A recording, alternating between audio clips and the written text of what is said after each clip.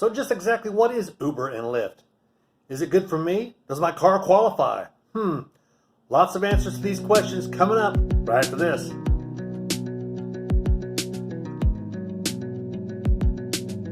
I supplement that by other work. What kind of other work? Well, one of the jobs is Uber Lyft.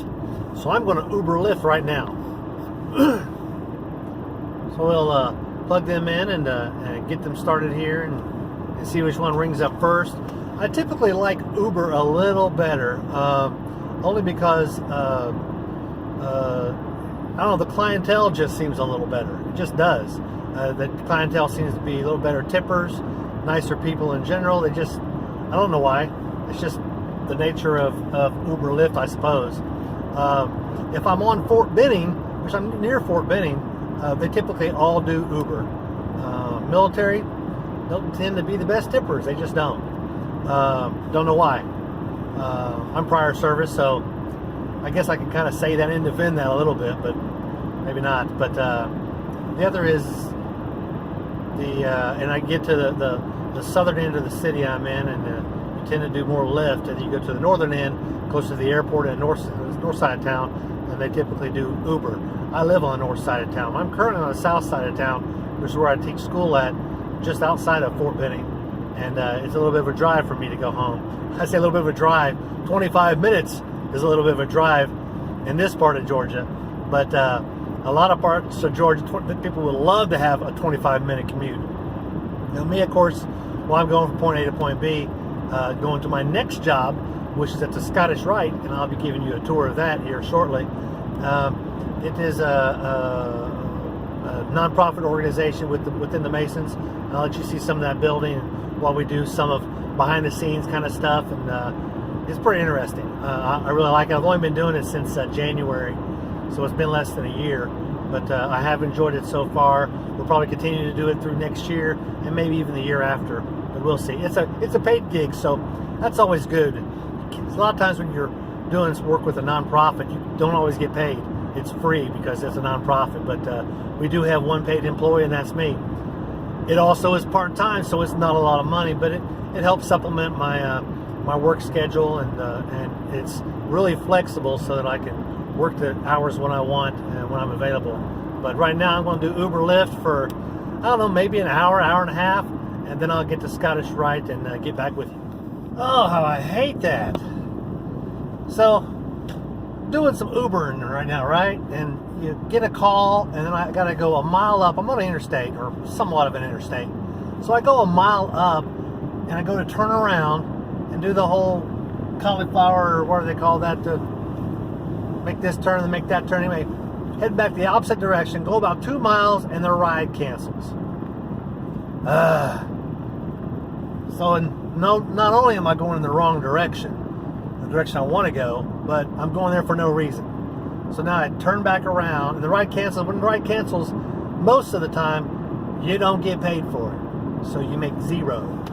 It's really a pain in the butt. I just hate that. But I guess I'll keep riding and see if something comes up. And the couple of things with it, I think I'm going to do another video that's going to talk about Uber, Lyft, do's and don'ts. And look at that, I just got me another ride. Let's see what direction it's going. So yeah, anytime you're on the video system, it likes to knock you off of whatever you're doing. So I did get a ride request, and actually I picked this guy up at Arby's, or girl up at Arby's, whoever it might be. And I'll get back to you shortly. Well, I hope this helped answer some questions about Uber and Lyft. Is it right for you? I would say yes initially, as long as your car qualified. Basically, if your car is new enough. I think 2008 is possibly the cutoff for one, and maybe 2010 is the other, maybe 2012. But you got to check the specifics. Is it allowed in your area? Sometimes I can do it in one state and not be allowed in the other state. So there's a couple little do's and don'ts and things you can and can't do, depending on whether you're with Uber or you're with Lyft.